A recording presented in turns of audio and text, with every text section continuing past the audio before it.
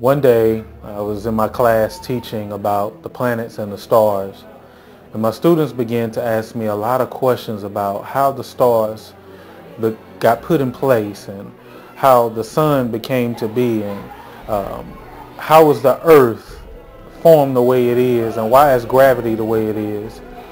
And my students asked me so many questions that can only be answered by God. And so as I began to talk to them about God, they began to raise their hands and ask more and more questions. And as I began to answer these questions, I found myself between a struggle of, should I share the gospel or should I answer to church and state? And so I answered to my higher call. And as I began to share the greatest love story of how Jesus bridged the gap between God and man, my students began to become more and more interested. But as they asked me questions, I started to notice that they didn't know the things that I was privileged to know as a kid.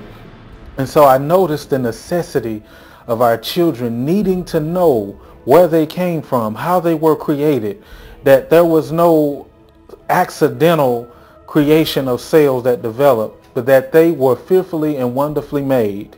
And so as I shared the creation story and the love story of Jesus for man, one of my students became so intrigued that no matter what we did throughout the day, he just had to ask me, what does it mean to be saved?